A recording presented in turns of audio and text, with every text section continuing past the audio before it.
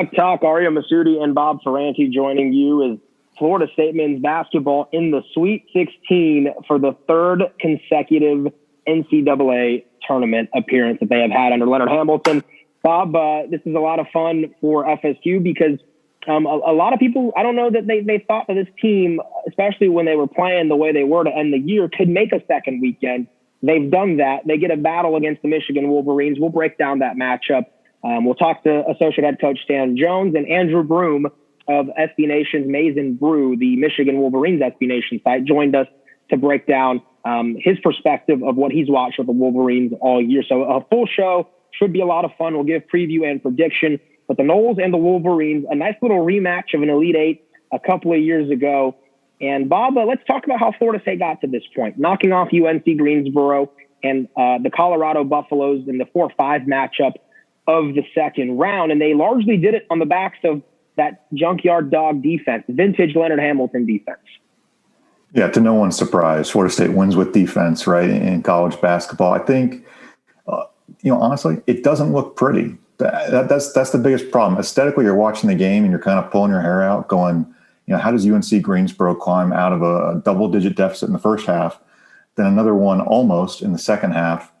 But honestly, Florida State just had too much length, athleticism, defense, way too much talent in that first game. Second round game, honestly, I was going into that Monday night game thinking this is going to be a rough one. I think Colorado could pull this one out, just based on how Florida State had looked in the ACC tournament and then that Greensboro game. But when you play that kind of defense, it's going to keep you in the game. The turnovers were kept to a minimum. I believe it was 15. And then the scouting report, yet again, as we've discussed all year, Florida State's an impossible team to scout. If you're looking out for Raekwon Gray and Scotty Barnes and MJ Walker and Balsha, you forget about an Anthony Polite or anybody else on the roster. And, you can't defend every single one of the Florida State guys. Every good defense has a little bit of a hole in it. And Polite just had literally a career game beyond the 22 points. It was rebounds and assists and steals. He limited his turnovers. I truly think there were some great defensive plays within the game. MJ Walker took those charges. Anthony was a great defensive player. But, if Polite doesn't spark them on numerous possessions on the offensive end, I think we're doing a season wrap instead of looking ahead to a Sweet 16 matchup. Yeah, I think you spot it. You nail it, and it's spot on because Bob, the way Florida State has played in this NCAA tournament, offensively, it hasn't been pretty, but defensively, it's been Leonard Hamilton's calling card. And to see the way MJ Walker has defended, his offense is not there for him right now. We're not going to speculate. I know he's battling some tendonitis, and I know a lot of fans are frustrated because it's not frustration that they don't think MJ Walker's capable. It's frustration that they know what he's capable of, and they've seen it. And I think a lot of people were relying on the senior to be able to kind of be a point of emphasis and a spark plug for this team. Offensively, he has not, but defensively, he was throwing his body around against Colorado and really taking some big time charges. He's had some big shots too late in both of those games against Greensboro and against Colorado. So I've been very impressed with MJ and his resolve. I do hope that, maybe he can hit some shots here against Michigan because you're going to need them.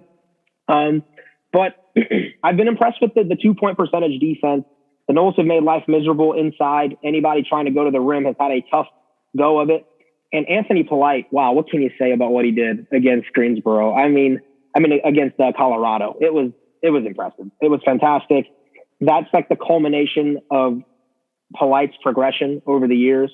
And I think we're starting to see a glimpse of the type of player he can be, not just the rest of this tournament, but next year as well. And that's potentially a leader for this team next year. When you look at guys who can kind of be, we asked about that this year, right? Like, who are the leaders? I think Polite could emerge as one for next year.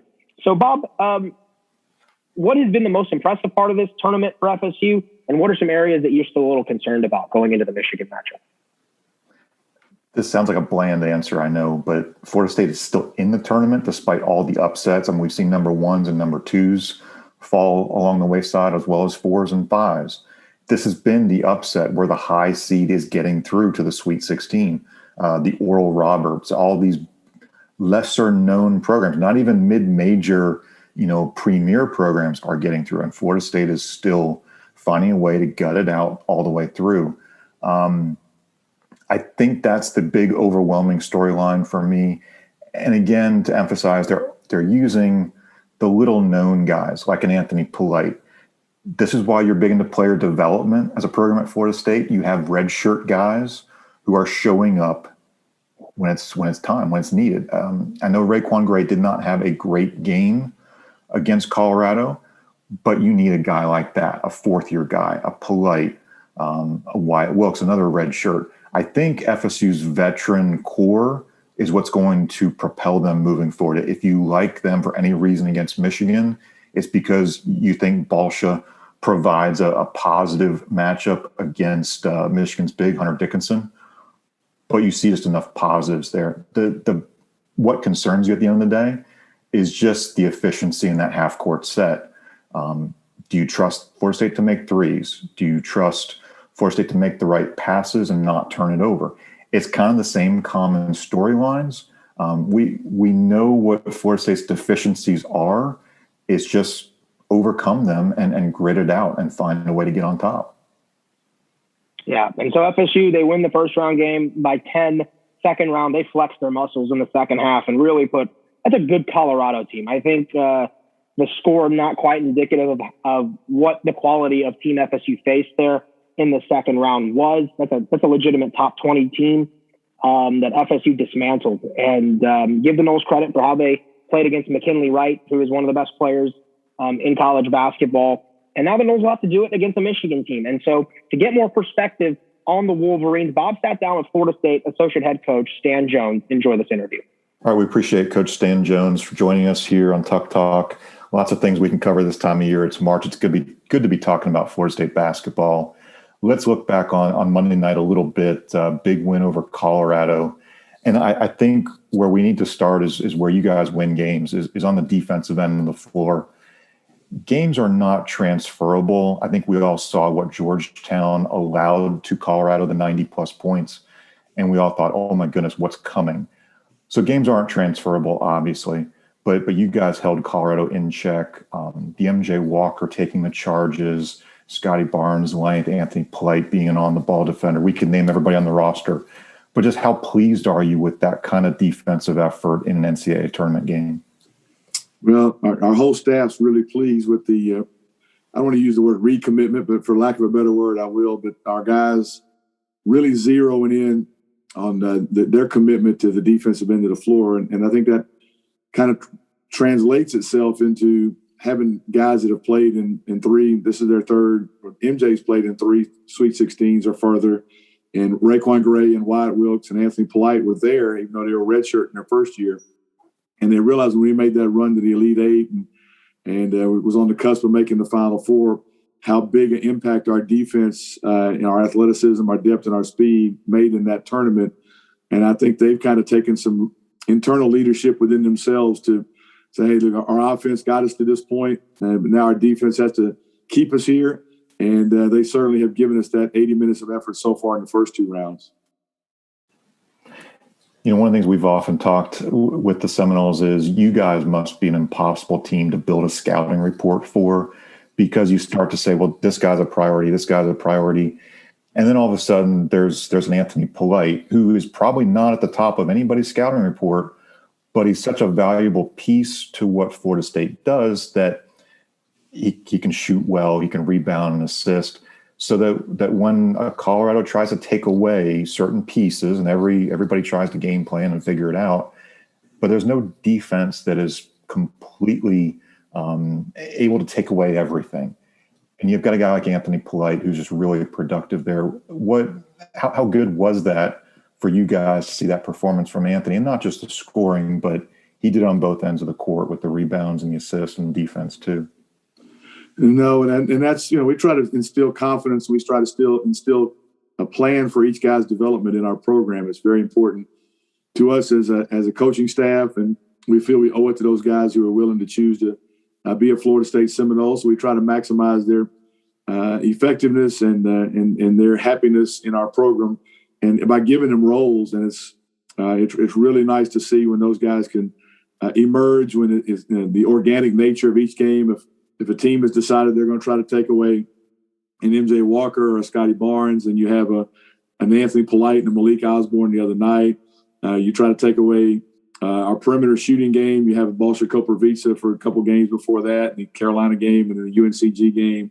And even Tenor Ngam is starting to be very productive efficiently in his minutes, even though it's a limited role still in his career, but he's starting to gain confidence. When you're playing 8-9 minutes and you're getting the 6 points and 5 rebounds and those kind of things, it starts translating for guys' confidence, and it starts translating for them development going forward. So, we've tried to build our program that way so kids will enjoy being a part of the Florida State Seminole program, but also it's built that way to make it. And I've had a lot of coaching friends and colleagues I know in the business that talk about what you just said, that it's hard for them to really come up with a game plan and knowing exactly where we're attacking from, who we're attacking on their end, and the different changes we try to make in our offensive schemes that make it hard for them to really know what's coming in play for them. So if that's our niche, so be it, as long as we can keep winning.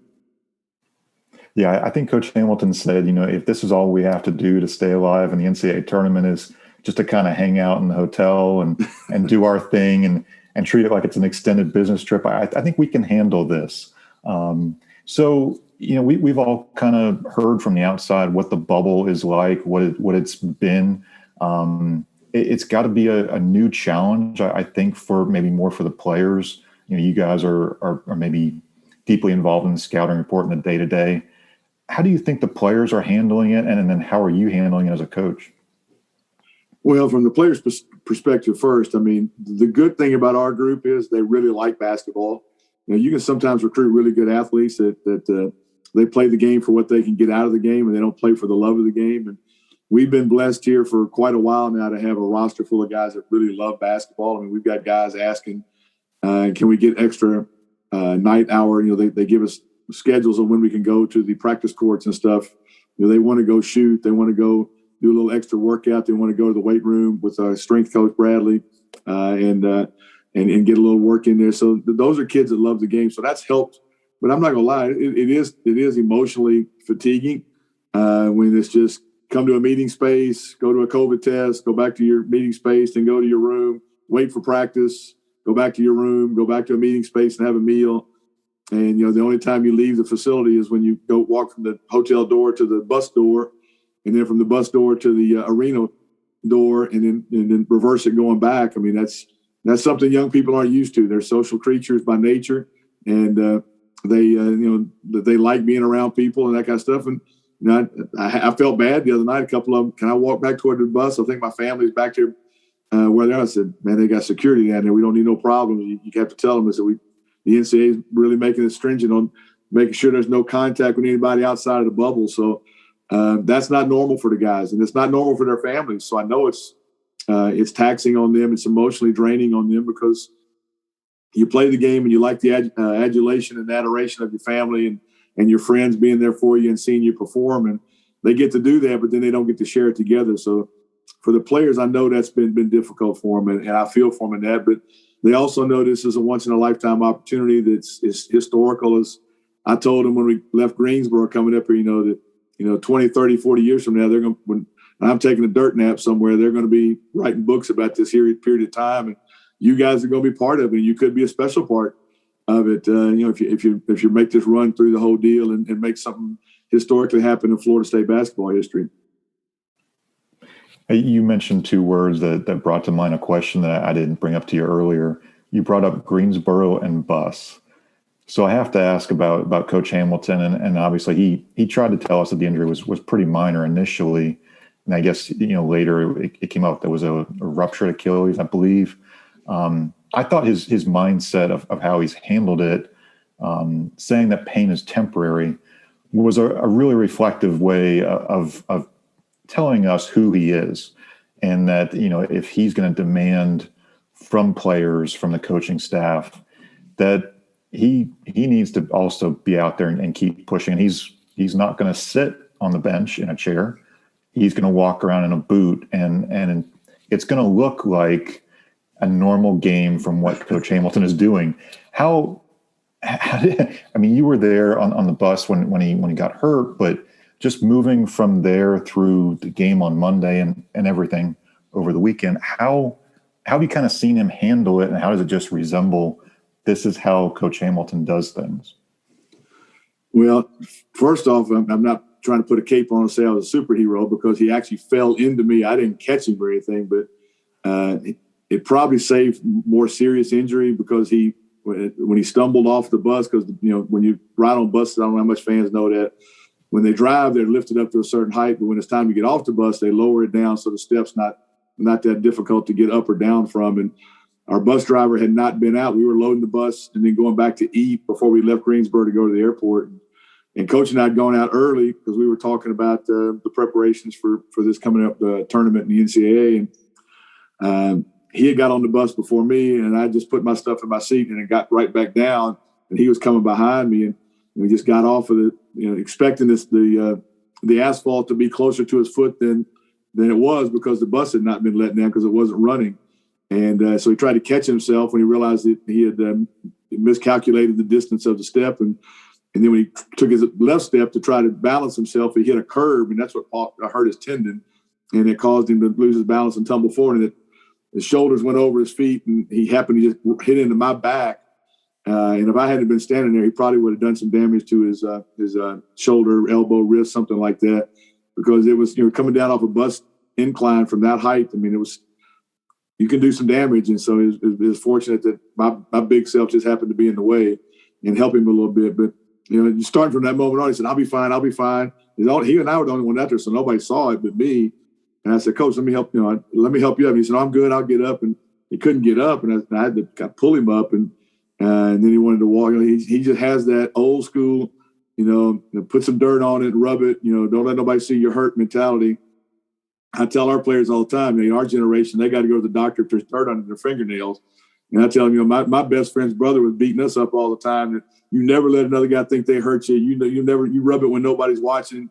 That's the generation we grew up in. And so, your coach and I said, Coach, let me help you over to this bench, and let me go get our trainer and let's see what's going on here. But since then, it's just, he ain't worried about getting no surgery. He's not worried about getting any treatment. It's just, we got a job to do. And that's how he is. That's why, he talked about our team, being exhausted in the locker room after the Colorado game and not just overly celebrating and all that kind of stuff, because we've been there. But that's also the characteristic of them taking on of their head coach. And that if we're playing an exhibition game in a regular season in October, we're treating the preparation the same way as we're preparing for the Michigan. So every day we're trying to prepare for this time of the season. And I tell our guys from the start of the season all the time is, when you play your last game, every day is going to matter. And you want that, so you're preparing every day so that last day means something because of the days you put in. And so it's, I think it's been inspirational for our kids to see Coach, just taking one for the team and hanging in there and not moaning and complaining. And when you see that kind of leadership in front of you, it makes you want to follow that example. I think when we talk, I want to ask you about Balsha Koprivica and his development. And I think we've enjoyed seeing it from his first moments on the court. I think that I saw of, October of maybe 2019 when you guys had an open practice and we first saw him. But there's a lot of things that he can do on the court that's really special. And it's a unique skill set for not just a 7-1 guy, but anybody who can play the game of basketball, honestly. How have you seen, and maybe you can take the offensive end or the defensive end, just how have you kind of seen him develop, especially this season? Well, he really spent a lot of time. He allowed himself to be an open book in terms of writing some new pages in terms of some of the mechanics in his shooting. And he really has gained in confidence in his ability to shoot the ball from with some range extended now, and with his consistency, with his form and his mechanics. And so that's helped him grow. Anytime you see the ball go in the basket in our game, your confidence is going to grow. And so you see that in him. You see his understanding of schemes and situations, starting to become habit for him now. With every player, you first have to teach him how to dribble, pass, and shoot it. And then the most important element is you got when to use which one of them. And you're starting to see him now make the right decisions at a really, really higher rate of effectiveness than early in his career. Of he probably should have passed it here, but he shot it, or he should have shot it here and he passed it. He should have made this move with a dribble instead of without a dribble, and or vice versa. And you're starting to see him now being able to the game. His thought process is slowing down, where he can actually see and react to the defense without being in a panic or being paralyzed by it.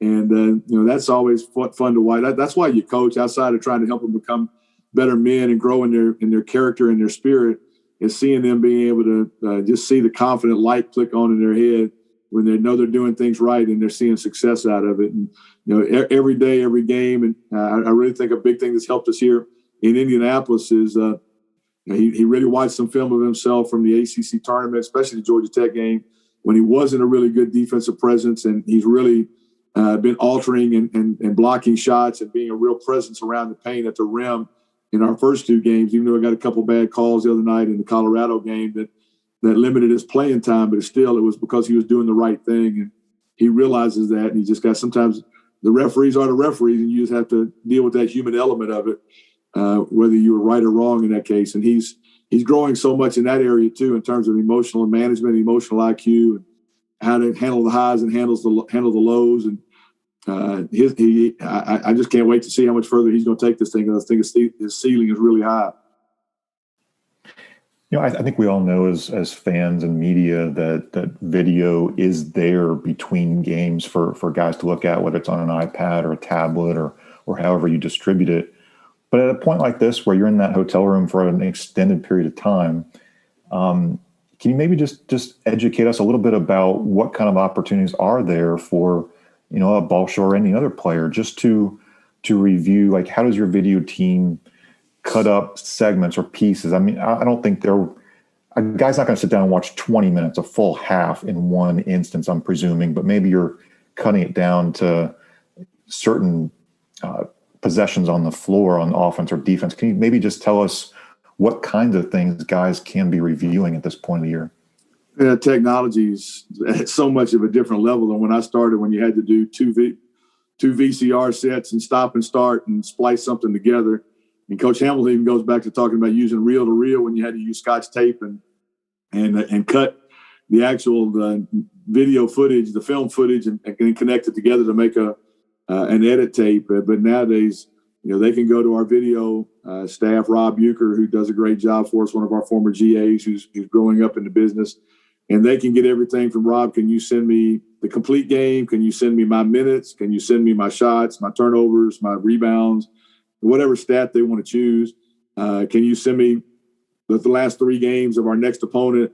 I mean, all I got to do is text him or call him, and he can, in a few keystrokes on the keyboard, can have that to him and sent through the program we use, the app that they have, where they can just go in there, open it up. And if an assistant coach or the head coach wants to put an edit together of specific things, you can have Rob do that. And it's even as simple as this. There's be times when I'm breaking down a post-game deal where I'll see one clip and I'll use the phone and just turn it on and put my phone up there and make a short text video edit and text that one possession to him and say, now, look, this is what you see where you were in this possession. This is where you should have been.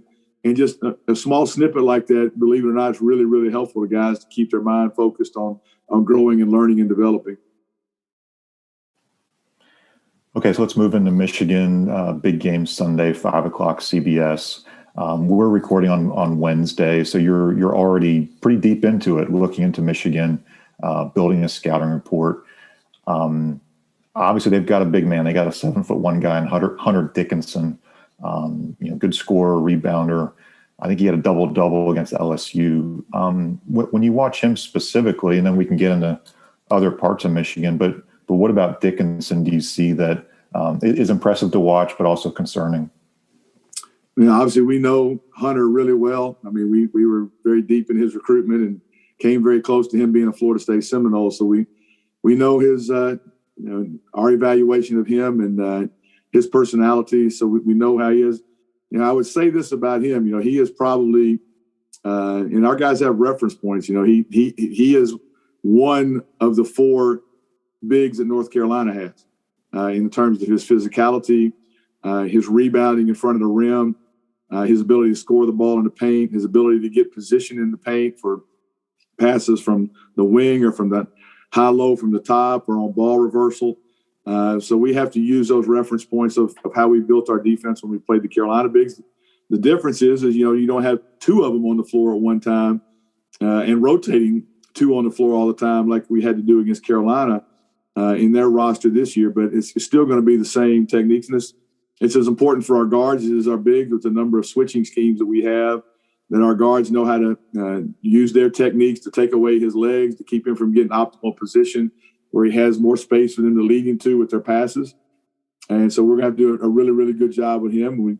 We've got to attack him and make him guard as well. We can't let him sit around and kind of play a one-man zone and not feel threatened by our offensive attack because, he's not – he has a sub that comes off the bench who's a fifth-year player that's big and strong, but, he's not the same version that Dickinson is. So we've got to do our job. And then they don't play together. So, we've got to be able to manage that one position, whereas when we played Carolina, we had to manage two positions in those schemes. And so you're going to see there's a lot of similarities for them with the North Carolina's big physicality. There's a lot of similarities with Virginia in their style of defense on being very kind of what the basketball world calls pack line, where they're not overextending their defense very much and being very physical, bumping cutters and bumping drivers and bumping people making moves in the post and around the basket. And then they're very Clemson-like in the depth of their playbook. They're going to run a lot of NBA sets that Juwan Howard, who we're very familiar with. Juwan played for Coach Hamilton and I with the Washington Wizards back when we were there. And so we know Juwan on a personal level. He's very bright. He's done a fantastic job becoming a CEO of a college program after being a lifetime NBA player and employee. And so we're going to have to be really good on taking certain things away from them and trying to make them to play to their lowest percentages and their weaknesses. There's been a lot of discussion, fans and media about Michigan's Isaiah Livers. Will he play? Will he not play? How much do you take that into account with the scouting report? And, if you take too much of that into account, does it become a distraction in a sense? So how do you balance it? What's the right balance? I mean, we prepare. We always prepare during the course of the year. We had some other teams that had guys we didn't know if they were playing or not, all the way back to Indiana. When they're starting five-man Joey Brunk, we put him on the scouting report. We show film of him. We talk about him in our practice drills and in our walkthrough stuff. In the event they're going to play, the biggest thing we try to emphasize is the difference in his personnel strengths versus the personnel strengths of who would play if he doesn't play. Just so you understand what you have to take away and where you're trying to force people into doing things they're not as comfortable with. So, that's the only big. We don't make a big deal out of it. In fact, we always kind of tell our guys we hope he does play because we don't want them to have any excuses. So we're gonna prepare the game like he's playing, and if he doesn't play, we'll have talked about the other guy and be prepared to play with what they do when Brandon Johns is the starting four-man. I pulled up a story on Juwan Howard. I think it was USA Today in the last couple of days. And it mentioned that he's the Michigan coach, that he had come to Tallahassee. I believe it said last year, so I don't know if that was 2020 or whatnot. Coach Hamilton knows him going way back to the Wizards. But, I mean, like all coaches, you welcome in coaches from around the country. I'm sure you guys fly around non-pandemic times and visit people too. But maybe can you just share a little bit about your impressions of Juwan Howard as a person, as a coach? We saw him emerge on the Heat staff with Coach Spoelstra a little bit too. But just what are your thoughts about Juwan? Well, Juwan is the absolute consummate professional. We actually, before he even got into the college game, years past, would talk to our players about coaching Juwan. And Juwan, the year we were with the Wizards, was a guy, ultimate professional, always on time, always the last guy in the gym, always dressed like a professional. Never was coming in. It was always talking to all the right people, carrying himself the right way, and standing up for what was right or wrong. He'd be the guy in the locker room that would stand up for, if there was an issue or a conflict or whatever, he'd be the guy that would kind of be in the sheriff of the locker room in a positive way. And it was always that way. And he still owes me $20 for me beating him in a shooting game one night. And I'm going to have to remind him of that on Saturday, see if he's got that in his pocket before the game, because he still owes me, because he can't let an old bum coach like me, I'll beat you in a shooting game. But, Juwan was always very, even though we didn't have a very good team with the Wizards and things wasn't going great, he was always upbeat, talking to you. In fact, I saw him in the lobby just for a minute yesterday when we were moving. We had to move hotels after the first 2 rounds, and you still beating up all your players in chess. He remembers me playing chess on the plane on some of them long road trips with Popeye Jones, who was on our team. And so I have a lot of great respect. But what I even respect more greatly about Juwan is, a lot of guys, whether they were in the college game and they get their first head coaching job, and in particular NBA guys who come down, I don't want to say come down, but they come into the college coaching ranks, they feel like they're sitting high and looking low, and because they've been in the NBA, they got all the answers. And I suggested to him when he first got the job, I congratulate him, and I saw him on like the first weekend of recruiting. I said, man, you should, when the recruiting period's over, you should get with Coach Hamilton and and just come sit down and talk about how to be a CEO of a program. And I didn't know if he'd act on it or not, but he kept that in his back, put it back in his memory banks. And when August got there, he was down. He got on a plane, flew down, and just sat in Coach's office for a couple of days, just shadowing Coach and shadowing our staff, just taking note after note of how we operated our program. So he wanted to be successful. He wanted to know how a college program should look and how it should run. And you don't see that. I've never really seen it out of any other NBA guy. And a lot of times, some guys that move up for their first college head coaching job, they're so anxious about their job and the optics of having to do it and act like they got to be everywhere. They don't take time to make sure they know they're doing it the right way. And Juwan's smart that way. And Juwan's that's why I'm not surprised at the success he's had at Michigan since taking over a couple years ago. And I'll be shocked if an NBA team's not trying to get him to come back to the NBA head coach in the near future. All right. Well, we thank Stan Jones for joining us, Florida State's associate head coach. Again, best of luck to you Sunday against Michigan. Coach, I appreciate taking your time to talk with us. As always, it's a pleasure. Thank you for asking me. All right. Take care. All right, now. Bob, give me your takeaways there. We want to thank Coach Jones for joining us from the bubble in Indy. He's always a pleasure. One of my favorite people on that staff and in that program. A long list, by the way, of people we love at Florida State basketball. Just talking to Stan, what were some of your initial takeaways?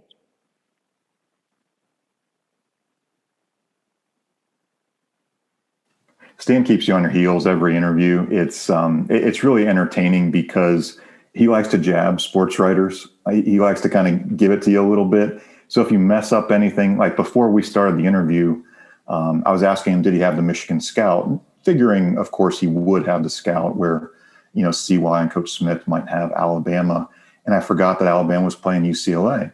So, of course, he has to give me a hard time that, what am I busy covering, spring football practices and I can't keep up with March Madness.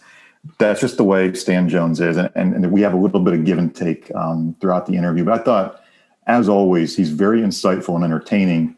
Some of the fans have told me through the years that they see Stan Jones courtside and he's kind of stoic, never high, never low, always talking with Coach Ham but very level. But then when they see him or hear him in interviews between our podcast, other sites, they really see the personality come out. And I think interviews like these, you really see how Stan connects not just with the coaches, but with the players. He's just a guy who's very easy to connect with. And as one fan reminded me the other night, as Balsha told you, that Stan Jones has been coaching basketball for like 50 years or something like that. He's been around forever. He's kind of seen a little bit of everything. So he's just a great coach for Florida State to have, I think. Yeah, and takeaways from anything he talked about Michigan. I mean, that's going to be a really interesting matchup for FSU. What do you gather that FSU is going to have to try and key in on when talking about the Wolverines? We talked a little bit about Livers, to be honest. If Isaiah Livers is going to play, if he's not going to play, how do you evaluate that in the scouting report? And to Coach Jones' standpoint, it's yes, you prepare as if Isaiah Livers is going to play. You also prepare as if, who would his replacement guy be in terms of minutes? So you have to be aware of that. We also talked a little bit about Hunter Dickinson and just how much of a challenge that's going to be for Balsha. It's going to be 7-1 against 7-1. Fouls, how the referees call it is going to be definitely a storyline to watch on Sunday. Because really, Florida State cannot afford for Balsha to get into foul trouble. If he does, not a knock on Tenor or Quincy, but they are just not used to that kind of physicality against a true big like this. Can they go in there and of course give Balsha a breather? Well, no doubt, but that's not what you want for prolonged periods, say in a one-on-one situation.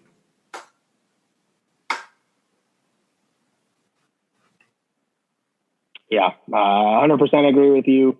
It's a Michigan team that's, really good. And with Isaiah Livers, without Isaiah Livers, it's an impressive group. And I look at them right here on Ken Palm, and top 10 offensive efficiency, top 10 defensive efficiency. They're going to play a pretty slow game. They're going to try and slow it down, I think, against FSU. They're not committed to it like Virginia is, but they'll have some fast break opportunities and have some quick hitters. But they do want to generally play a low possession, offensive efficient game. And so they shoot the ball well. Offensively, they're really high percentage of makes. Defensively, they make life miserable. Number 6 in the country in field goal percentage defense. They don't turn the basketball over a whole lot. Top 55 in the country in protecting it, but they also don't really force them. And they are, 337th out of 360 teams in forcing turnovers. So FSU should be able to have one of its lower turnover counts against the Wolverines, which could be good news because FSU runs pretty good offense when it's not throwing the ball around. And that's something I think I'm going to keep an eye on. Offensive rebounding, they're an okay offensive rebounding team, but they're a great defensive rebounding team. They make an emphasis on making sure teams don't crash the offensive glass. They don't go to the free throw line a whole lot. That's not something that they emphasize. And they also don't foul a whole lot. Looking at other things, and they shoot the three ball extremely well. They've been better than Florida State this year, just by a couple of ticks, but 38.5% as a team. Florida State is 38.2. So both teams rank nationally top 15 in 3-point percentage. And so both teams have numerous guys capable of burning you from deep.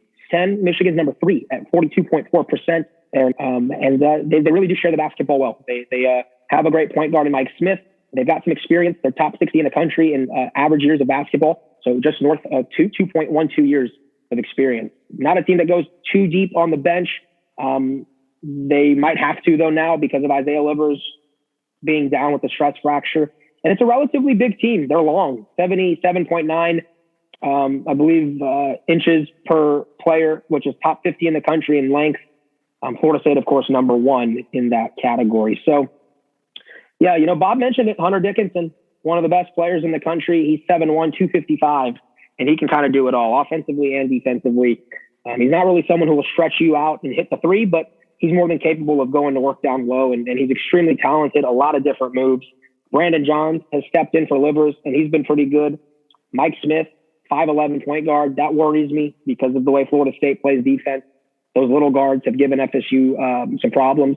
Franz Wagner, Isaiah Livers, 6'9", 6'7". We don't expect Livers to play with that stress fracture.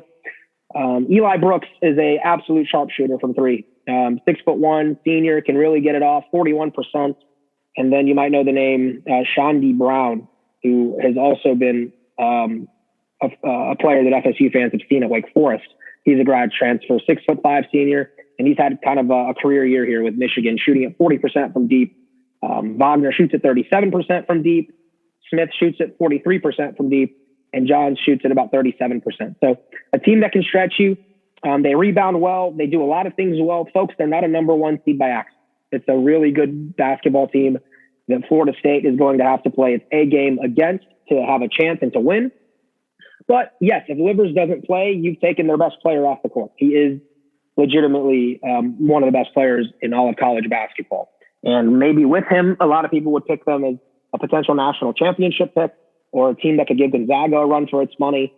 But now they're a little vulnerable. And you saw, Bob, LSU was able to go toe-to-toe with Michigan there in the second round. Michigan pulled away in the final 8 minutes or so. And really in the final 5 minutes, they made their final push to kind of move that lead up and comfortably pull away. It ended up being, I think, like an 8 or 10 point win for Michigan against LSU. So LSU profiles in a lot of the same ways as FSU. Yeah, the team that can get up and down the court. They've got a lot of length. The Noles don't necessarily have the scoring ability from any one player the way that Cam Thomas can get his shot off for LSU. He, I think, got 30 against the Wolverines. And Javante Smart has also been in their program for a while, and he can score, as can Trendon Watford. So LSU was a unique fit to play Michigan, but I thought, Bob, that they gave you kind of a glimpse of what FSU can do to make this game interesting and to maybe have a chance to pull it off. Yeah, I think what Florida State has to do is just be much more efficient in the half-court offense. Got to make some threes. On the other side, got to defend the three really well. As you mentioned, Michigan's a team that I think has, 4 or 5 guys that have made 30 threes on the season. So sort of similar in that Florida State has those multitude of guys who can shoot well from beyond the arc. Can the Seminoles defend the three consistently well? That's going to be a huge storyline. Rebounding. I think this is one that comes down to just about everybody. It's not just Balsha defending Dickinson. It's the guards defending the guards. A lot of interesting storylines all around the court, storylines on the sideline too. I mean, Leonard Hamilton having coached Juwan Howard 20 years ago in Washington. Juwan Howard's kids have played with Scotty Barnes in high school and on the AAU circuit. Juwan Howard knows Scotty Barnes' game probably as well as any other coach out there right now. A lot of interesting, just various storylines that I think will unfold in what we think could be a really entertaining game on Sunday. Yeah, and to break down more of the Michigan Wolverines, we actually had a special guest, Andrew Broom, the site producer for Maizen Brew, the SB Nation site for Michigan. So give this a listen, and we'll talk to you on the other side. All right, now welcoming the team site producer for Maizen Brew, SB Nation, Michigan site on the great SB Nation pack of blogs that they do. And we're so grateful for Anthony to join us here and talk Florida State and Michigan. Anthony, we all know it's a rematch of the what was the Elite Eight a few years back, but a lot of different names for both teams. There might be some holdovers here and there, but not really a whole lot that remember that matchup for either of these squads. But this is also a new Michigan team. In a lot of ways, Juwan Howard's come in now and kind of placed a little bit of Coach Beilein's identity, but also his own identity into some things.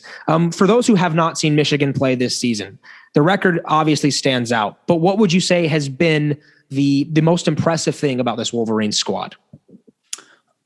I would say, first off, I mean, the coaching, the preparation they've gotten. I mean, the guys, you talked about guys that were on maybe that were on the team the last time that these two teams played in the tournament.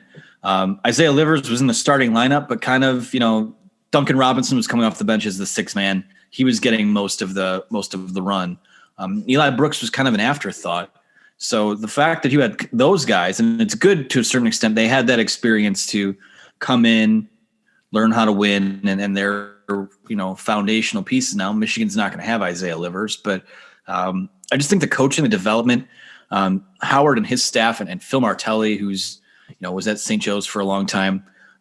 Those guys have done a really nice job of squeezing every possible drop they have out of this roster. And especially a guy like Hunter Dickinson, who comes in as a freshman. He's kind of college ready out of the box, but to come in as a freshman and be, one of the 3-4 best centers in college basketball, be a second team All-American, it's been crazy impressive on their part. And aside from the player development and putting guys in positions to make plays and succeed and win games, I think what really has impressed me the most is that for as talented as they are, for as deep as they are, and for as much of the season as they've spent in the headlines or near the top of the rankings, this team fights. They scrap. They dive after those loose balls. They they know how to counterpunch. They can sometimes be guilty of starting games slow, and teams can kind of get the best of them a little bit early on, but they can take punches and they can deliver those counter punches as well. So all of those things mixed with just like the kind of hit on it before, the intestinal fortitude, the coaching, the preparation, and they're pretty darn talented too. All of that is kind of mixed into the group that we have coming in today. Yeah, I know Florida State wanted Hunter Dickinson pretty bad. I mean, he was definitely, FSU was, I think, on his short list of teams when he ultimately decided to join Juwan Howard in Ann Arbor. All right, let's look at this tournament for Michigan. They had a decent time with Texas Southern, not too many problems there. But LSU really pushed Michigan and kind of forced that intestinal fortitude that you kind of alluded to. The Wolverines, I thought, stepped up to the challenge extremely well in the last 10 minutes of that ball game. What did LSU do, in your opinion? What was a unique matchup for the Wolverines with LSU that allowed the Tigers to hang in there and kind of push the Wolverines? And what ended up being the difference maker, in your opinion? Well, the first thing, and this is still a Michigan team that is Isaiah Livers has been out for maybe 3 or 4 games, whatever it is. Stress fracture in his foot. He's a non-factor. He's seemingly a non-factor moving forward. That's a 6 to 8 week injury. So to a certain extent, I think LSU caught Michigan. This is still a team trying to figure things out. And what LSU has going for them is they had an extremely talented, freshman Cam Thomas, who again was one of the leaders in scoring in the country, and those guys were making tough shots, and they're making a lot of them early on. And I think where Michigan's biggest advantage in that game was LSU wasn't a very deep team. They're kind of a 2 or 3 man team.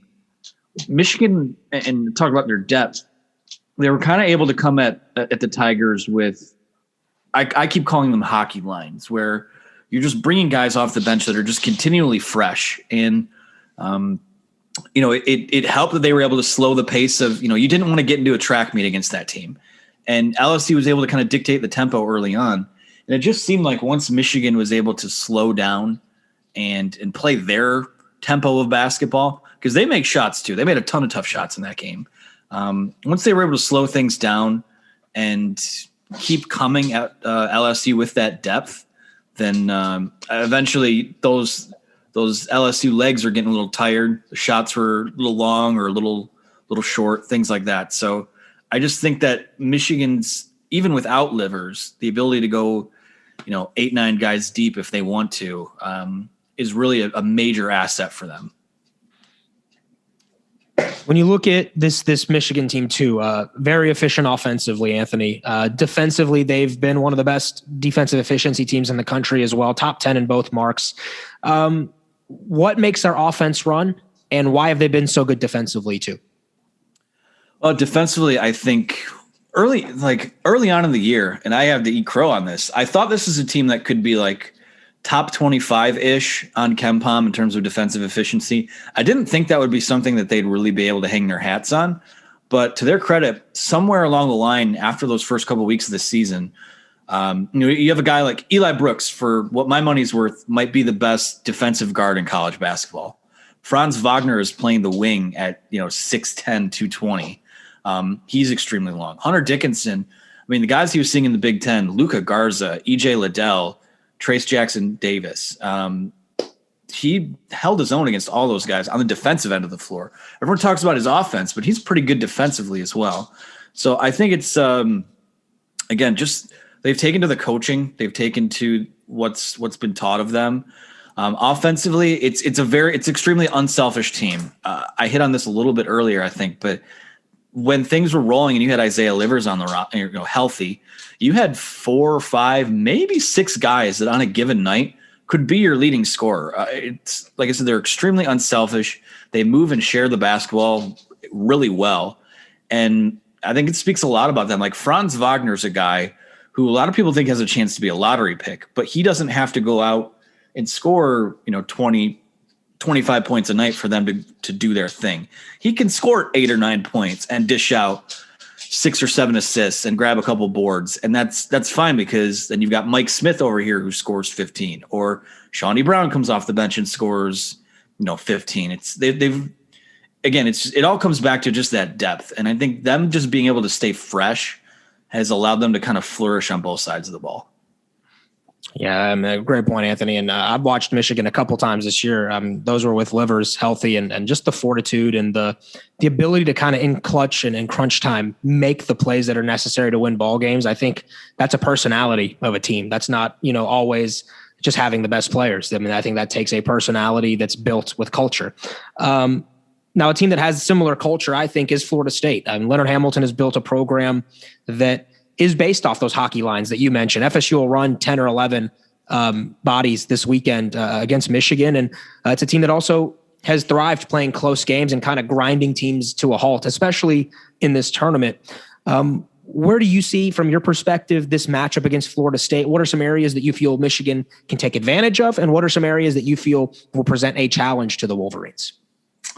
Well, I think that there could be similar challenges to the LSU game in that, Florida State, again, we know that Leonard Hamilton teams they're going to be long, they're going to be athletic. And like you said before, these guys can shoot too. So it's kind of the way I keep thinking about it is it's like the meme where the two Spider-Mans are pointing at each other. With the depth, both teams are deep, both teams are talented, and it's really just going to come down to our best versus your best at any given time around the floor. So for Michigan, I think it's, if they're able to, they've been able to offset the loss of livers because Brandon Johns is coming to the starting lineup and played really well. And then you have guys that kicks everyone else up a rung up on the ladder. So you've got a freshman in Terrence Williams who has gotten playing time throughout the year. And now that Johns, who's a guy above him in the lineup, is in the starting lineup, now Terrence Williams gets some more runs. So guys like a Terrence Williams, like a Zeb Jackson. I mean, it's going to be, again, it's just going to be your reserves against Michigan's reserves against Florida State's reserves and things like that. So is there an area that they can take advantage of? Like I said, I think that Michigan, when push comes to shove and they need to get a stop, I think more often than not, they've shown that they're able to do that. And really it's going to be, it feels like we've said this for a month now in every big game Michigan's played.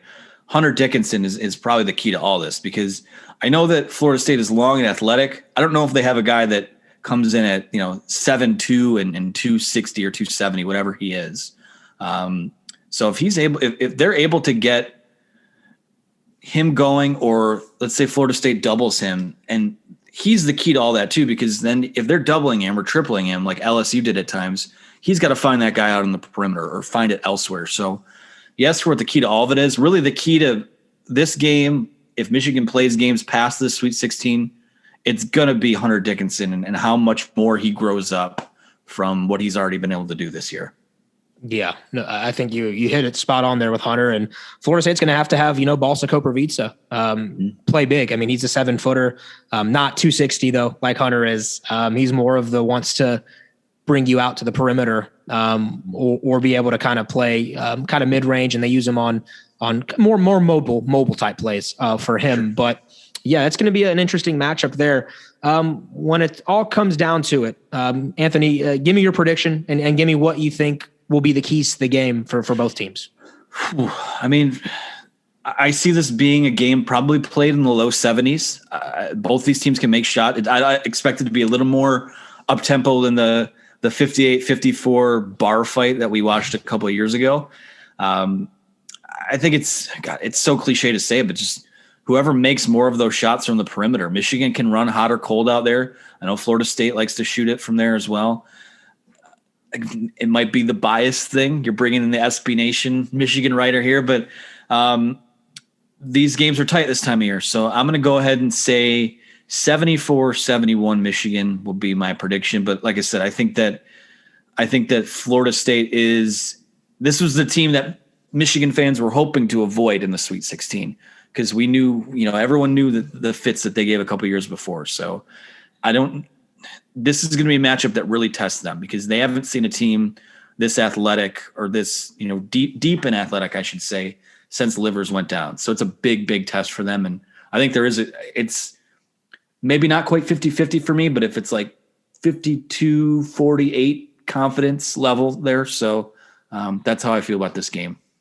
Yeah, no doubt, Anthony. Again, appreciate you joining us. Anthony Broom, check them out on Maize n Brew. They do a great job at SB Nation. And then definitely, I'm sure they'll be having coverage all week, and they've had coverage all week of this matchup. So if you want some perspective from the Michigan side of things and to learn a little bit more about the Wolverines, no one does it better than Maize n Brew. Anthony, appreciate your time, man, and good luck to the Wolverines. Of course. Thanks for having me. All right, Bob. And so the things that I gathered from the interview I had with Andrew was just Michigan has a lot of resolve as a team. They've figured out how to play without Livers. They maybe were initially shell-shocked not having their best player on the court.